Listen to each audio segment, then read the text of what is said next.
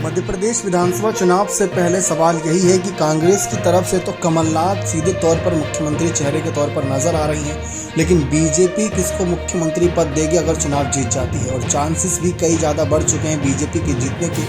इसके पीछे की दो वजह है कि इस बार इन्होंने सांसदों देकर केंद्रीय मंत्रियों की फौज उतार दी है, और दूसरी वजह ज्योतिरादित्य सिंधिया और उनके विधायकों का साथ मिलना और उनको टिकट भी देना। तो ये एक बड़ा कहीं ना कहीं फैसला हो सकता है बीजेपी का, जो उनको जीत की कगार पर ले आए। और दूसरी तरफ कांग्रेस नेताओं में टिकट बंटवारे के बाद जो हड़कंप मचा, उसको लेकर भी शिवराज सिंह चौहान की भारतीय जनता पार्टी की जीत के आसार ज़्यादा नजर आ रही हैं। लेकिन जैसा कि हमने जिक्र किया शिवराज सिंह चौहान की भाजपा, लेकिन भाजपा धीरे धीरे शिवराज सिंह चौहान से मुंह फेरती नजर आ रही है। भले ही चुनावी मैदान में शिवराज सिंह चौहान को उतारा गया हो, लेकिन शिवराज सिंह चौहान कई बैनर पोस्टर से गायब नजर आ रही हैं, और बैनर पोस्टर में सिर्फ और सिर्फ पीएम मोदी ही नजर आ रही हैं और कमल का चुनाव चिन्ह। यानी कि बीजेपी इस बार मध्य प्रदेश हो या राजस्थान, वहां पर कमल के चुनाव चिन्ह के सहारे ही चुनावी मैदान में उतर रही है। और पीएम मोदी के नाम पर वोट मांगा जा रहा, ताकि यही मोदी नाम 2024 के चुनाव में भी असरदार साबित हो और ज़्यादा से ज़्यादा विधानसभा के साथ लोकसभा सीट भी जीत सके। लेकिन शिवराज सिंह चौहान की वापसी अगर होती है तो किस आधार पर हो पाएगी? क्योंकि शिवराज सिंह चौहान की बात करें तो पहले बीजेपी की कुछ कोर कमेटी में इनको जगह मिली भी थी, लेकिन हाल ही में वहाँ से भी इनको हटा दिया गया था। फिर इसके बाद चर्चा थी कि इनको आगे केंद्र में आगे जगह मिल सकती है, लेकिन 64 वर्षीय शिवराज सिंह चौहान को केंद्र में जगह देना एक बड़ा फैसला हो सकता है। और देखा जाए तो मध्य प्रदेश की राजनीति में नहीं, पूरे भारत देश में मामा के नाम से मशहूर हैं। महिलाओं और अपनी जिस तरीके से साथी बहनों का दिल जीतते हैं, ये काबिले तारीफ काम रहा। 18 साल तक सरकार चलाई, तो क्या बीजेपी ने एक बार फिर से मौका देगी? इस बार जो फहरिस्त काफ़ी लंबी है बीजेपी नेताओं की, जिसमें सीएम पद के कई दावेदार बताए जा रहे हैं, लेकिन हाल ही में जो सर्वे हो रहे हैं उसमें दावा किया जा रहा है कि शिवराज सिंह चौहान ही सबसे सही चेहरे हैं इस समय।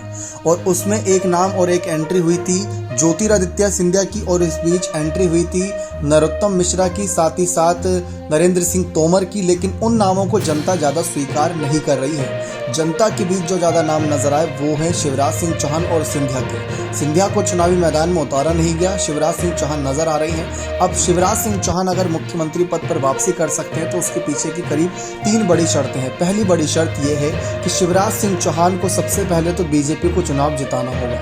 18 साल सरकार चलाई है मध्य प्रदेश की, तो 18 साल की सरकार में क्या इतना जनता का दिल जीता है कि 116 बहुमत का जो आंकड़ा उसको पार करके आसानी से क्या जीत हासिल कर लें? सबसे पहले तो उनको बहुमत हासिल करना होगा। पिछली बार करीब 7 सीटों से चूक गए थे, 109 पर ही बीजेपी की गाड़ी आकर रुक गई थी, तो वहां पर एंटी इनकम्बेंसी यानी कि बार बार चेहरा रिपीट करना ही गलती बताया जा रहा था। अब दूसरी बड़ी शर्त यह है कि अगर शिवराज सिंह चौहान के दम से बीजेपी जीत भी जाती है तो विधायकों का कहीं ना कहीं समर्थन उन्हें मिलना चाहिए, क्योंकि विधायक क्या होते हैं, आज इसके साथ कल उसके साथ नजर आते हैं। तो ऐसे में विधायकों को पाला बदलने में देरी नहीं लगती। इस बात का ध्यान शिवराज सिंह चौहान को बखूबी रखना होगा कि उनको चुनाव तो जीतना ही जीतना है, जनता का दिल भी जीतना है, लेकिन साथ ही साथ विधायकों का समर्थन भी सबसे ज़्यादा इम्पोर्टेंट रहेगा जब आला कमान किसी को सीएम पद की जिम्मेदारी सौंपेंगे। और तीसरी बड़ी शर्त यहाँ पर यह रहने वाली है कि शिवराज सिंह चौहान ने जो कार्यकाल में वादे किए और जो कुछ वादों को निभाना रह गया, या जो वादे निभाने के नए दावे किए हैं, उनको जनता के बीच किस तरीके से यकीन दिला पाएंगे। क्योंकि अगर इतना यकीन दिलाया होता तो 2018 के चुनाव में सिंधिया शिवराज के खिलाफ जो एक भिड़ंत थी वो ज़्यादा मज़ेदार नहीं होती। तो ऐसे में कमलनाथ को मुख्यमंत्री पद पर बैठने का मौका नहीं मिलता। तो कहीं ना कहीं जनता को ये बात खटकी होगी, इसी वजह से 2018 के चुनाव में जनता ने मुँह मोड़ा था।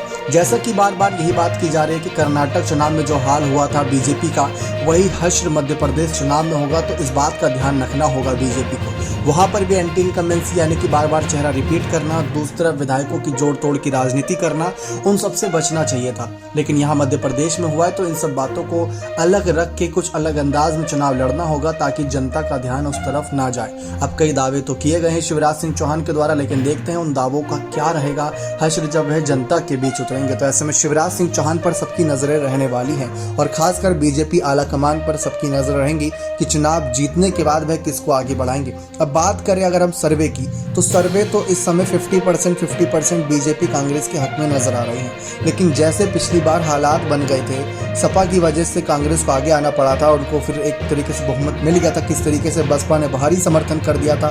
तो इस बार उन हालातों से बचना होगा, यानी कि उतना जो क्लोज फाइट थी आंकड़ों की, उनसे बचना होगा। जो 50% बहुमत का आंकड़ा बन गया था कि कब किसकी सरकार बन जाए, कब गिर जाए, कहना बहुत मुश्किल था, तो वो सबसे ध्यान रखने योग्य बात रहेगी। शिवराज सिंह चौहान के ही राज में बीजेपी ने 15 साल तो सही सरकार चलाई, लेकिन 15 महीने की जो कमलनाथ की सरकार थी, कहीं वो शिवराज के लिए भारी ना पड़ जाए, इस बात का ध्यान रखना हो। क्योंकि कमलनाथ ने शिवराज को इस बात की खुली चुनौती दी थी, अगर आपने 15 साल या 18 साल जो भी काम किया है, आप जनता के बीच आइए और मैं अपना 15 महीने का कामकाज लेकर जनता के बीच आता हूँ, फिर देखते हैं कि जनता के लिए सबसे ज़्यादा काम किसने किया है। तो ये बात की जा रही है इस समय।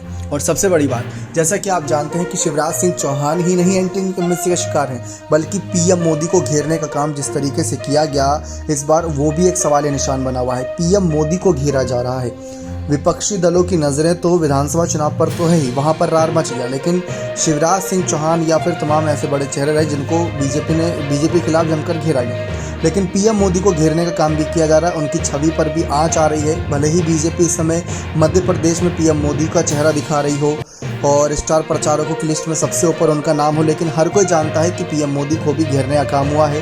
राहुल गांधी की भारत जोड़ो यात्रा ने काफ़ी तस्वीर बदली है और मध्य प्रदेश में काफ़ी वक्त तक राहुल ने भारत जोड़ो यात्रा ठहरी थी और वहाँ पर उन्होंने दावा किया था कि मध्य प्रदेश में हमारी सरकार गारंटेड जीतेगी, क्योंकि हम 150 सीट आराम से जीतने वाले हैं। ये बात का दावा राहुल गांधी भारत जोड़ो यात्रा के बाद भी कर रहे थे और भारत जोड़ो यात्रा के वक्त भी उन्होंने किया था। तो इस बात का असर कितना पड़ेगा वो भी देखना दिलचस्प रहेगा। तो शिवराज सिंह चौहान के लिए अगर सीएम पद पर वापसी करनी है तो उनके लिए एक राह बहुत मुश्किल है, लेकिन जनता के बीच बार बार यही कह रहे हैं कि अगर जनता का प्यार और आशीर्वाद रहा तो एक बार फिर से जनता के बीच आऊँगा और फिर से वही काम संभालूंगा जो पहले संभाला करता था। यानी उन्होंने इशारों में ये बात कह दी है कि उनका मन तो है मुख्यमंत्री बनने का, लेकिन बात सिंधिया, नरेंद्र सिंह तोमर या नरोत्तम मिश्रा की बात आती है तो ऐसे कई सारे नाम हैं, तो नामों की चर्चा हमेशा चलती है। लेकिन बीजेपी किस पर ज़्यादा भरोसा जता रही है और किसको लोकसभा चुनाव में आगे करेगी, क्योंकि जैसा कि आप जानते हैं नरेंद्र सिंह तोमर, सिंधिया जैसे बड़े मंत्री हैं कैबिनेट के, मोदी कैबिनेट के, तो वहाँ पर उनकी जिम्मेदारी ज़्यादा बनती है। लेकिन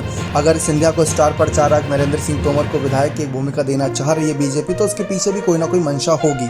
अब कांग्रेस के कमलनाथ तो एक तरफ रणनीति साफ कर रहे हैं, दिग्विजय सिंह उनका साथ भरपूर दे रहे हैं, लेकिन टिकट बंटवारे के बाद से काफ़ी रणनीतिक उथल पुथल मचा रही है। तो देखना दिलचस्प रहेगा कि किस तरीके से हालात मध्य प्रदेश की सियासत में बनते हैं और किस तरीके से हालात काबू करते हैं शिवराज सिंह चौहान, क्योंकि टिकट बंटवारे का फैसला तो बीजेपी आलाकमान के द्वारा ही लिया गया है। इसमें सिंधिया के बागी विधायक जो साथ में आए थे उनको भी जगह मिली, नरेंद्र सिंह तोमर के भी कई साथी विधायकों को जगह मिल रही है, लेकिन जीतेंगे कितने ये तो आने वाला वक्त ही बताएगा। आपको क्या लगता है कि क्या शिवराज सिंह चौहान की वापसी मध्य प्रदेश की मुख्यमंत्री कुर्सी पर हो पाएगी या नहीं? अपने कमेंट सेक्शन में अवश्य दीजिएगा। बने रहें चैनल के साथ सब्सक्राइब करके। बहुत बहुत धन्यवाद।